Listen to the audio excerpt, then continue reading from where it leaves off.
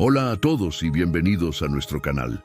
Hoy vamos a hablar de algo fundamental, algo que todos buscamos de una forma u otra, una auténtica transformación. No me refiero a un cambio superficial, como un nuevo corte de pelo o un nuevo estilo de ropa, sino a una transformación profunda de nuestro carácter.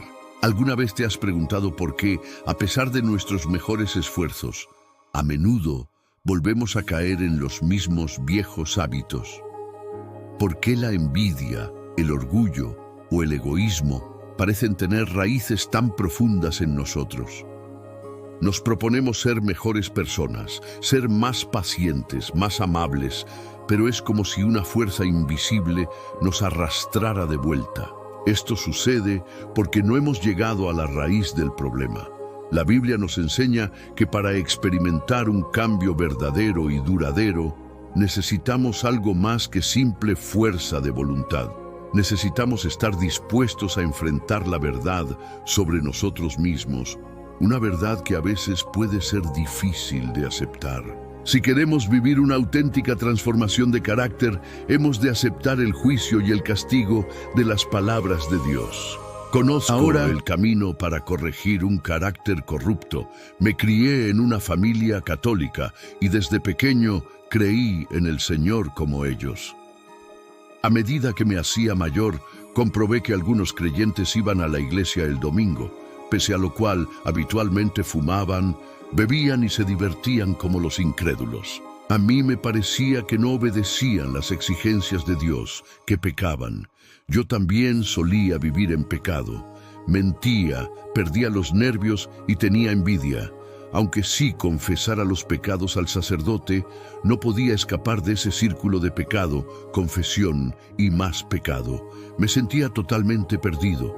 Por ello decidí abandonar la iglesia y unirme a otra iglesia a fin de buscar la senda para librarme de pecado. Posteriormente conocí en el trabajo al hermano Raúl, cristiano desde hacía mucho. Me dijo que había estado en muchas iglesias distintas, pero que dejó de asistir porque los sermones de los pastores no eran profundos y aquellos siempre pedían ofrendas. Solo les importaba el dinero, y cuando los hermanos y hermanas querían que los ayudaran con algún problema, les respondían: primero, ve a preguntar al predicador y avísame si todavía no sabes resolverlo. Aquello me confundió mucho. ¿Por qué sucedían cosas así en una iglesia? Luego fui a otras 5 o 6 iglesias cristianas y vi que eran tal como las había descrito el hermano Raúl. Recuerdo que en un servicio había unos creyentes jugando juegos de mesa y dándose un banquete. Comprobé que las iglesias no tenían la obra del Espíritu Santo y que parecían más bien centros de entretenimiento para gente religiosa. Ya no quería ir más a la iglesia. No obstante, me acordé de la Biblia, no dejando de congregarnos, como algunos tienen por costumbre, sino exhortándonos unos a otros, y mucho más al ver que el día se acerca. Hebreos 10:25. Así pues, me sentía muy perdido. ¿A dónde debía ir para asistir a una asamblea? Hay más de 1000 denominaciones cristianas, por lo que era dificilísimo encontrar una que realmente tuviera la guía de Dios y la obra del Espíritu Santo. El hermano Raúl tampoco sabía a dónde ir. Por ello, decidimos abandonar nuestra congregación y estudiar la Biblia en nuestro tiempo libre. Leíamos mucho la Biblia juntos y compartíamos lo que entendíamos, con lo que nos ayudábamos y sustentábamos mutuamente.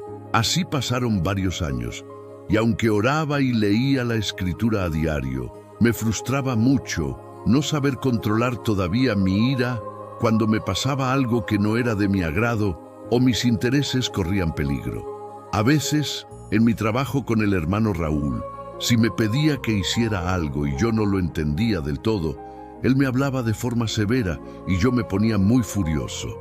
Para mí era evidente que él no comunicaba bien, pero me gritaba, me trataba como a un idiota, y yo no tenía por qué aceptarlo, así que también le gritaba a él. Nos alterábamos mucho y no podíamos dominar nuestra ira en absoluto. Al final no éramos capaces más que de marcharnos enojados. No estaba dispuesto a escucharlo ni a explicarle las cosas. Sin embargo, ya calmados, reconocíamos nuestros errores y nos disculpábamos.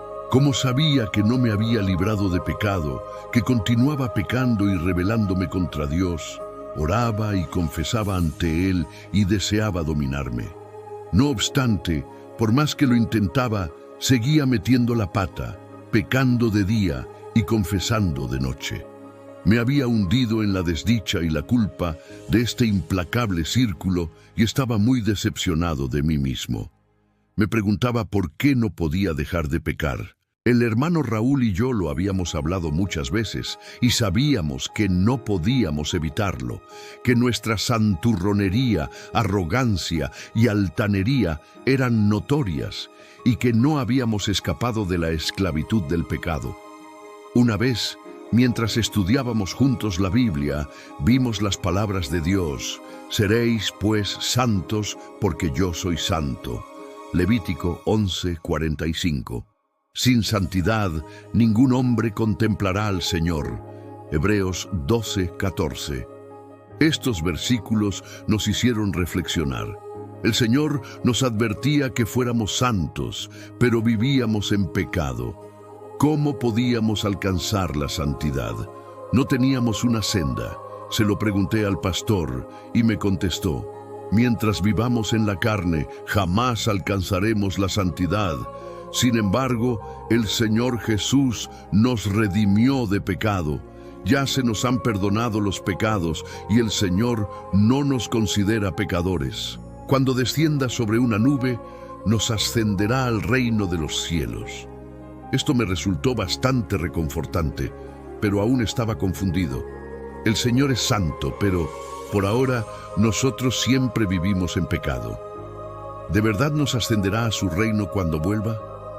En julio de 2019, un día, el hermano Raúl y yo estábamos estudiando la Biblia como de costumbre. Buscamos en internet la Biblia y encontramos una película de la Iglesia de Dios Todopoderoso titulada El último tren.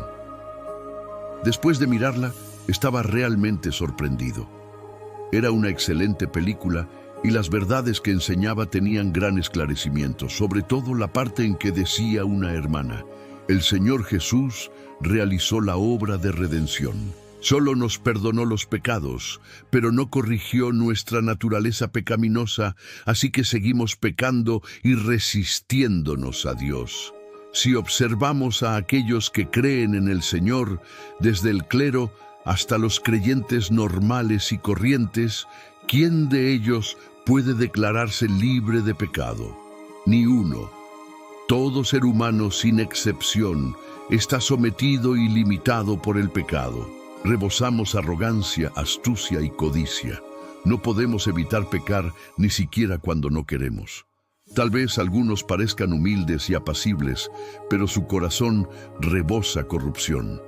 No somos el pueblo que hace la voluntad de Dios y no somos aptos para entrar en el reino de los cielos. Por eso ha de continuar Dios su obra para salvar a la humanidad en los últimos días según su plan. Llevar a cabo una etapa de la obra del juicio sobre la base del perdón de los pecados para purificarnos y salvarnos plenamente, de modo que nos libremos de pecado, seamos puros y después entremos en el reino de Dios y recibamos vida eterna. Todo lo que afirmaba la película era cierto. Estaba emocionadísimo, pues jamás había oído nada semejante. ¿Cómo eran capaces de compartir tanto esclarecimiento novedoso? ¿De dónde lo sacaron? Vi que leían un libro titulado La Palabra Manifestada en Carne. Su contenido estaba repleto de poder, autoridad y cosas que nunca había oído. Tenía muchas ganas de estudiarlo más a fondo. Un día en ellas leí esto: antes de que el hombre fuera redimido, muchos de los venenos de Satanás ya habían sido plantados en su interior, y después de miles de años de ser corrompido por Satanás, el hombre ya tiene dentro de sí una naturaleza establecida que se resiste a Dios. Por tanto, cuando el hombre ha sido redimido, no se trata más que de un caso de redención en el que se le ha comprado por un alto precio. Pero la naturaleza venenosa que existe en su interior no se ha eliminado. El hombre que está tan sucio debe pasar por un cambio antes de volverse digno de servir a Dios. Por medio de esta obra de juicio y castigo, el hombre llegará a conocer plenamente la esencia inmunda y corrupta de su interior y podrá cambiar completamente y ser purificado. Solo de esta forma puede ser el hombre digno de regresar delante del trono de Dios. Toda la obra realizada este día es con el fin de que el hombre pueda ser purificado y cambiado. Por medio del juicio y el castigo por la palabra, así como del refinamiento, el hombre puede desechar su corrupción y ser purificado. En lugar de considerar que esta etapa de la obra es la de la salvación, sería más apropiado decir que es la obra de purificación. En verdad, esta etapa es la de la conquista, así como la segunda etapa en la obra de la salvación. La palabra Volprubeui, la aparición y obra de Dios. El misterio de la encarnación. 4. Cristo de los últimos días usa una variedad de verdades para enseñar al hombre, para exponer la sustancia del hombre y para analizar minuciosamente sus palabras y acciones. Estas palabras comprenden verdades diversas, tales como el deber del hombre, cómo el hombre debe obedecer a Dios, cómo debe ser leal a Dios, cómo debe vivir una humanidad normal, así como la sabiduría y el carácter de Dios, etc. Todas estas palabras están dirigidas a la sustancia del hombre y a su carácter corrupto. En particular, las palabras que exponen cómo el hombre desdeña a Dios se refieren a que el hombre es una personificación de Satanás y una fuerza enemiga contra Dios. Al realizar su obra del juicio, Dios no aclara simplemente la naturaleza del hombre con unas pocas palabras, la expone, la trata y la poda a largo plazo. Todos estos métodos diferentes de exposición, de trato y poda no pueden ser sustituidos con palabras corrientes, sino con la verdad de la que el hombre carece por completo. Solo los métodos de este tipo pueden llamarse juicio. Solo a través de este tipo de juicio puede el hombre ser doblegado y completamente convencido acerca de Dios y además obtener un conocimiento verdadero de Dios. Lo que la obra de juicio propicia es el entendimiento del hombre sobre el verdadero rostro de Dios y la verdad sobre su propia rebeldía. La obra de juicio le permite al hombre obtener mucho entendimiento de la voluntad de Dios, del propósito de la obra de Dios y de los misterios que le son incomprensibles. También le permite al hombre reconocer y conocer su esencia corrupta y las raíces de su corrupción, así como descubrir su fealdad. Estos efectos son todos propiciados por la obra del juicio, porque la esencia de esta obra es en realidad la obra de abrir la verdad, el camino y la vida de Dios a todos aquellos que tengan fe en Él. Esta obra es la obra del juicio realizada por Dios, la palabra Vol-i, la aparición y obra de Dios. Cristo hace la obra del juicio con la verdad. Tras leer las palabras de Dios, descubrí que el Señor Jesús había realizado la obra de redención, que solo supuso redimirnos para que ya no perteneciéramos al pecado, pero no eliminó la naturaleza pecaminosa de la humanidad. Por eso seguimos mintiendo, pecando y revelando corrupción.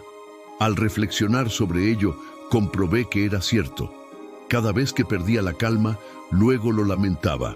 No obstante, cuando sucedía algo que no era de mi agrado, todavía no podía evitar perder los nervios. Comprendí que, de no corregir mi naturaleza pecaminosa, jamás sería libre de pecado y estaría en contra de Dios, de pensamiento, palabra y obra.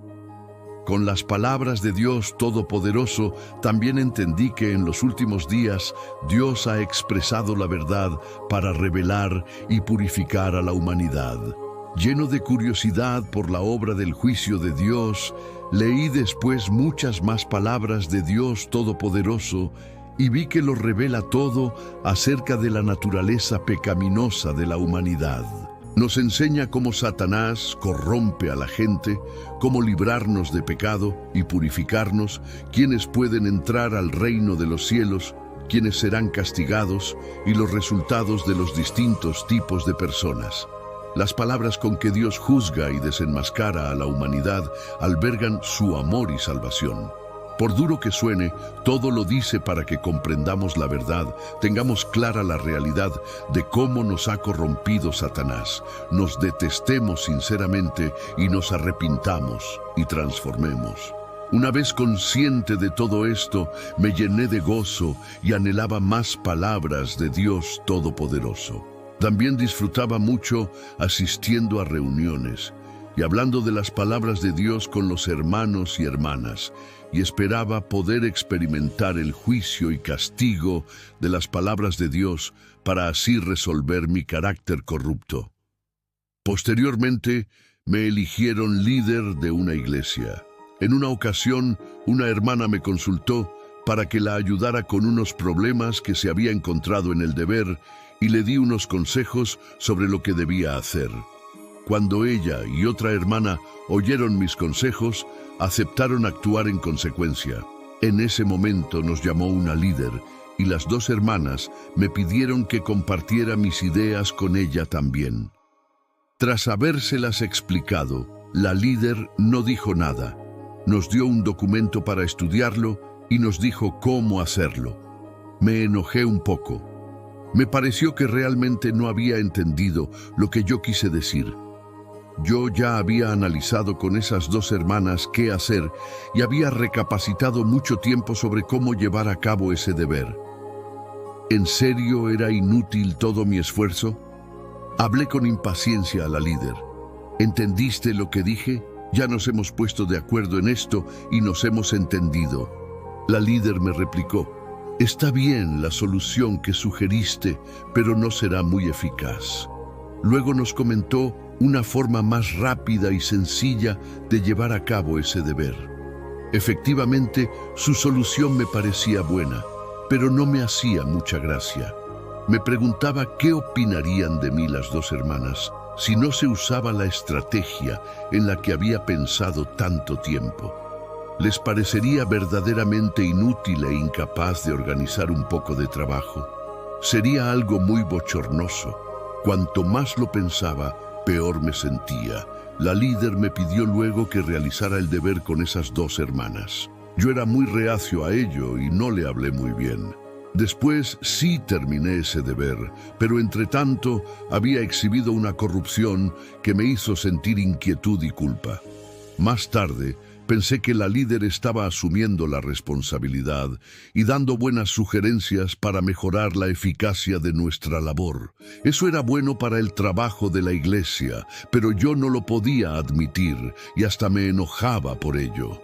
Me pregunté por qué no podía aceptar, y hasta me enojaban, unas opiniones adecuadas. Necesitaba descubrir la causa para poder librarme de ese estado cuanto antes. Esa noche busqué en la web de la iglesia pasajes de las palabras de Dios sobre la ira y encontré este. Una vez que el hombre tiene estatus, encontrará frecuentemente difícil controlar su estado de ánimo y disfrutará aprovechándose de oportunidades para expresar su insatisfacción y dar rienda suelta a sus emociones. A menudo estallará de furia sin razón aparente como para revelar su capacidad y hacer que otros sepan que su estatus e identidad son diferentes de los de las personas ordinarias. Por supuesto, las personas corruptas, sin estatus alguno, también pierden a menudo el control. Su enojo es a menudo provocado por un daño a sus intereses privados. Con el fin de proteger su propio estatus y dignidad, darán frecuentemente rienda suelta a sus emociones y revelarán su naturaleza arrogante. El hombre estallará de ira y descargará sus emociones a fin de defender la existencia del pecado, y estas acciones son las formas en las que el hombre expresa su insatisfacción. Rebosan de impurezas, de conspiraciones e intrigas. de la corrupción y la maldad del hombre, y más que otra cosa, rebosan de las ambiciones y los deseos salvajes del hombre. La palabra Vol de segundo, sobre conocer a Dios, Dios mismo, el único segundo. Tras leer las palabras de Dios, entendí que los seres humanos tendemos a encolerizarnos por un motivo. Cuando están en peligro nuestros intereses o nuestra reputación, solemos descargar nuestra insatisfacción, mostrar enojo y carecer de una razón humana normal. Lo que exhibimos son actitudes satánicas, cosas negativas. Al hacer introspección a la luz de las palabras de Dios, descubrí que, cuando rechazaban mis ideas, me volvía muy reacio. Tenía claro que la estrategia de la líder era mejor que la mía, que sería rápida y sencilla, pese a lo cual me enojé y me preocupaba que las otras me creyeran un auténtico inútil. Por eso le hablé mal a la líder. Descubrí entonces que era muy arrogante y que me interesaban demasiado mi reputación y estatus. Siempre había creído que mi opinión era maravillosa y no quería escuchar a nadie. No tenía en cuenta en absoluto qué sería beneficioso para el trabajo de la iglesia. Vi que era irracionalmente arrogante y que incluso me costaba mucho aceptar buenos consejos. Al darme cuenta, me embargó el remordimiento. Oré a Dios para arrepentirme y le pedí que me guiara para conocerme mejor y desechar la arrogancia. Después leí otro pasaje de las palabras de Dios. Hay muchos tipos de actitudes corruptas incluidas en el carácter de Satanás, pero el más obvio y que más destaca es el carácter arrogante. La arrogancia es la raíz del carácter corrupto del hombre. Cuanto más arrogante es la gente, más irracional es, y cuanto más irracional es, más propensa es a oponerse a Dios. ¿Hasta dónde llega la gravedad de este problema? Las personas de carácter arrogante no solo consideran a todas las demás inferiores a ellas, sino que lo peor es que incluso son condescendientes con Dios y no tienen un corazón temeroso de Él. Aunque las personas parezcan creer en Dios y seguirlo, no lo tratan en modo alguno como a Dios. Siempre creen poseer la verdad y tienen buen concepto de sí mismas. Esta es la esencia y la raíz del carácter arrogante, y proviene de Satanás. Por consiguiente, hay que resolver el problema de la arrogancia. Creerse mejor que los demás es un asunto trivial. La cuestión fundamental es que el propio carácter arrogante impide someterse a Dios, a su gobierno y sus disposiciones. Alguien así siempre se siente inclinado a competir con Dios por el poder y el control sobre los demás. Esta clase de persona no tiene un corazón temeroso de Dios en lo más mínimo, por no hablar de que ni lo ama ni se somete a Él. Las personas que son arrogantes y engreídas, especialmente las que son tan arrogantes que han perdido la razón, no pueden someterse a Dios al creer en Él e, incluso, se exaltan y dan testimonio de sí mismas. Estas personas son las que más se resisten a Dios y no tienen un corazón temeroso de Él en absoluto. Si las personas desean llegar al punto de tener un corazón temeroso de Dios, primero deben resolver su carácter arrogante. Cuanto más minuciosamente resuelvas tu carácter arrogante, más tendrás un corazón temeroso de Dios, y solo entonces podrás someterte a Él y obtener la verdad y conocerle. Solo los que obtienen la verdad son auténticamente humanos. Comprendí que no sabía gestionar adecuadamente las sugerencias ajenas debido a mi carácter arrogante. Quería que me escucharan, pero no estaba dispuesto a admitir ni oír consejos de nadie.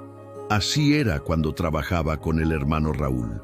Como era tan arrogante, no estaba dispuesto a seguir sus instrucciones y ni mucho menos soportaba que me hablara en un tono tan duro. Y en la relación con mi esposa u otras personas en la vida diaria, siempre creía tener las mejores ideas, tener la razón, por lo que debían escucharme y hacer lo que dijera.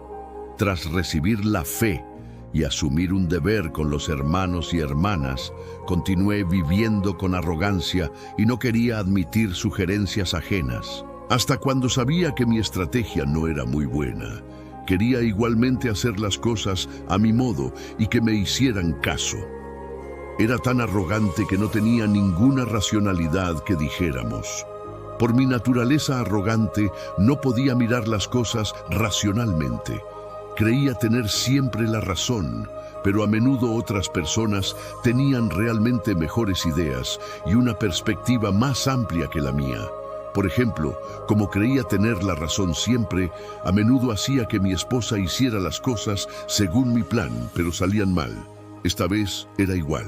La estrategia sugerida por la líder era sencilla, ahorraba tiempo y podía conseguir mejores resultados, mientras que la que yo había hablado con las dos hermanas era complicada y llevaba mucho tiempo.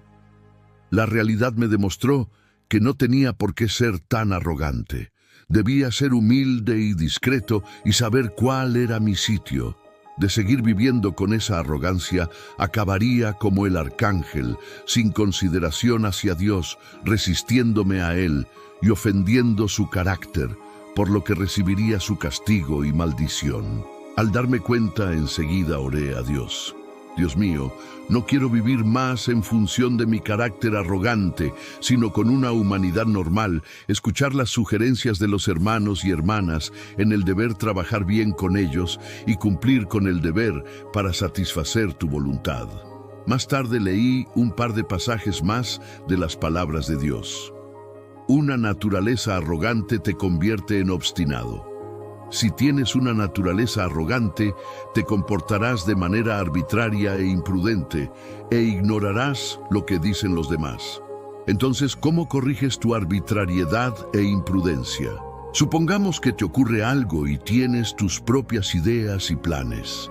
Antes de decidir qué hacer, debes buscar la verdad y debes al menos hablar con todos de lo que opinas y crees respecto a ese asunto.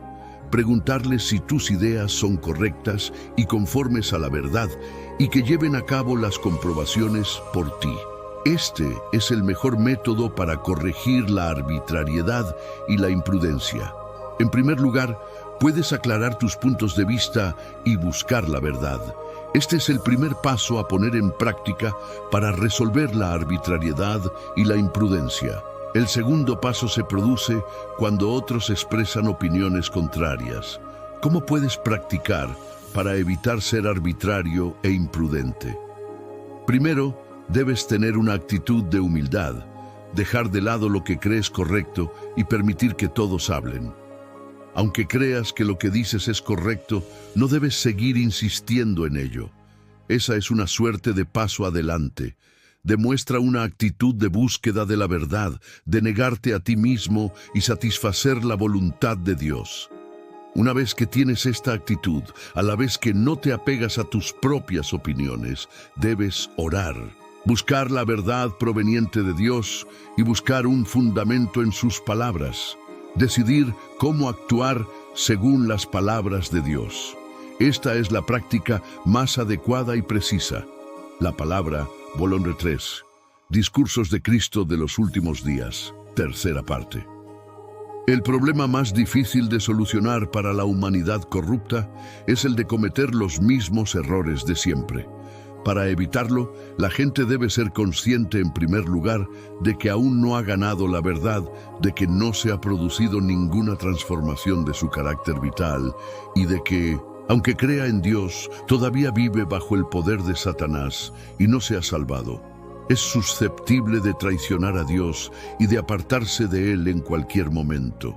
Si la gente tiene esta sensación de crisis en su interior, si como a menudo dice está preparada para el peligro en tiempos de paz, entonces será capaz de contenerse un poco y cuando le ocurra algo, orará a Dios, confiará en Él y podrá evitar cometer los mismos errores de siempre. Debes ver con claridad que tu carácter no se ha transformado, que la naturaleza de la traición contra Dios continúa profundamente arraigada en ti y no se ha expulsado, que todavía estás en riesgo de traicionar a Dios y te enfrentas a la constante posibilidad de sufrir la perdición y ser destruido. Esto es real, así que debéis tener cuidado. Hay 3 puntos importantísimos que hay que tener en cuenta. En primer lugar, aún no conoces a Dios. En segundo lugar, no se ha producido ninguna transformación de tu carácter. Y en tercer lugar, todavía has de vivir a auténtica imagen del hombre. Estas 3 cosas se ajustan a los hechos, son reales y debes tenerlas claras. Debes conocerte a ti mismo. Si tienes la voluntad de solucionar este problema, debes elegir un lema, como por ejemplo, soy el estiércol de la tierra, soy el diablo, suelo volver a las andadas o siempre estoy en peligro. Cualquiera de ellos puede servir de lema personal y te ayudará si te lo recuerdas en todo momento. No dejes de repetírtelo, reflexiona sobre él y es muy posible que cometas menos errores o que dejes de cometerlos. Sin embargo, lo más importante es que dediques más tiempo a leer las palabras de Dios, a comprender la verdad, a conocer tu naturaleza y a escapar de tu carácter corrupto. Solo entonces estarás a salvo. La palabra, volumen 3. Discursos de Cristo de los últimos días. Solo buscando la verdad puede uno lograr un cambio en el carácter. Las palabras de Dios me ayudaron a entender que, para corregir mi arrogancia, he de aprender a cooperar con los demás, buscar y compartir. Debo compartir mis ideas con los hermanos y hermanas en los debates de trabajo y buscar humildemente las opiniones de otros. Sin importar que difieran de lo que sugiera yo, debo dejar a un lado lo que crea correcto. Debo orar y buscar en función de lo que otros hayan dicho y dejar que Dios me dé esclarecimiento y guía para que me muestre lo correcto y adecuado, así como mis defectos y fallos. Aunque crea tener razón en lo que diga, no puedo aferrarme a mis ideas. Debo buscar la verdad y la voluntad de Dios. Y cuando vea que otra persona tiene una idea mejor y más correcta que la mía, debo aprender a hacerme a un lado y admitir lo que diga. Eso es conforme a la voluntad de Dios y me impide cometer errores. Además, me escribí una máxima sobre mi naturaleza arrogante. No soy más que estiércol y no debo ser arrogante. Siempre me pongo en peligro con mi falta de autocontrol. Esto me ayudaba a recordar la deshonra de mis estados de arrogancia y me recordaba el peligro y las consecuencias de vivir con arrogancia. Posteriormente, empecé a centrarme en practicar las palabras de Dios y en escuchar las ideas ajenas. Cuando alguien daba una sugerencia u opinión distinta de la mía, fuera en casa o en un deber con hermanos y hermanas en la iglesia, comencé a dejar de lado el ego. Vi que otros realmente sí tenían unas ideas más globales que las mías y aprendí a aceptarlas de corazón y aplicar sugerencias adecuadas. Una vez que puse eso en práctica, descubrí que perdía menos a menudo los nervios con los hermanos y hermanas y que era capaz de escuchar y admitir lo que otros dijeran. También me sentía mucho más relajado que antes. Le estaba agradecido a Dios de todo corazón. Ahora sé que palabras como juicio y castigo pueden sonar un poco intimidantes, ¿verdad? A nadie le gusta sentirse juzgado. Pero pensemos en ello de otra manera. Imagina un jardinero experto que cuida de un árbol frutal. Para que ese árbol dé los mejores frutos, el jardinero tiene que podarlo. Corta las ramas secas, las que no sirven, las que impiden el crecimiento de las ramas sanas. ¿Es doloroso para el árbol? Quizás en un sentido figurado, pero es necesario para su salud y su fruto. Absolutamente. De la misma manera, las palabras de Dios actúan como esas tijeras de podar en nuestra vida. Nos muestran las partes de nuestro carácter que no son saludables. El orgullo, la arrogancia, el engaño. Nos ayudan a ver cómo estas actitudes nos dañan a nosotros y a nuestras relaciones con los demás. El juicio de Dios no es para condenarnos, sino para iluminarnos. para mostrarnos lo que necesita ser cambiado. Este proceso también incluye el trato, la poda, la reprensión y la disciplina. A veces, esto puede manifestarse a través de situaciones difíciles en nuestra vida, pruebas que nos refinan. Piensa en un herrero que forja una espada. ¿Qué hace? Toma un trozo de metal, lo calienta en el fuego hasta que está al rojo vivo y luego lo golpea con un martillo. Lo calienta y lo golpea una y otra vez. ¿Por qué? Para eliminar las impurezas y darle forma, para hacerlo fuerte y afilado. Nuestras vidas son muy parecidas. Las pruebas y la refinación son el fuego y el martillo de Dios. Nos exponen a la presión para que podamos ver de qué estamos hechos realmente. Es en esos momentos de dificultad cuando nuestra verdadera naturaleza sale a la luz. Quizás nos damos cuenta de lo impacientes que somos, de lo rápido que nos quejamos o de lo egoístas que pueden ser nuestras motivaciones.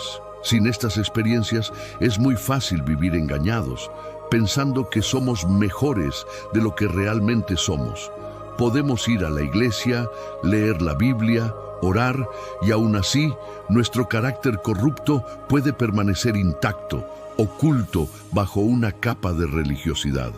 Pero cuando enfrentamos dificultades, esa capa se agrieta y podemos ver la verdad. Es el único modo de conocer realmente nuestra naturaleza satánica y tener claras las peligrosas consecuencias de vivir según nuestro carácter. Al exponernos a la luz de la palabra de Dios y al fuego de las pruebas, comenzamos a ver con claridad. Vemos cómo nuestro orgullo nos aísla, cómo nuestra mentira destruye la confianza y cómo nuestro egoísmo nos impide amar de verdad. Este conocimiento es el primer paso hacia la sanidad. No podemos arreglar algo si no sabemos que está roto. Cuando Dios nos muestra nuestra corrupción, no es para avergonzarnos, sino para motivarnos a buscar su ayuda. Es una invitación a decir: Dios, veo esto en mí y no me gusta, no puedo cambiarlo por mi cuenta. Por favor, ayúdame, transfórmame. Este proceso de ser tratado y podado nos lleva a odiar nuestra propia naturaleza corrupta. Ya no la justificamos ni la excusamos. Empezamos a desear genuinamente ser libres de ella. Y es en ese deseo sincero donde comienza la verdadera transformación. Empezamos a depender menos de nuestra propia fuerza y más de la gracia y el poder de Dios. Así que, la próxima vez que te encuentres en una situación difícil, en lugar de preguntarte ¿por qué a mí?, podrías intentar preguntar ¿qué quieres enseñarme a través de esto, Señor? La próxima vez que una palabra de la Escritura te incomode o te confronte, en lugar de ignorarla, recíbela como la herramienta de un cirujano amoroso que está quitando lo que te hace daño para darte vida nueva. Aceptar este camino no es fácil, requiere humildad y valentía, pero la recompensa es incomparable. Un carácter que refleja cada vez más el amor, la pureza y la santidad de Dios. Una vida que produce buen fruto, paz y alegría verdaderas. Es el trato, la poda, la reprensión y la disciplina, así como las pruebas y la refinación.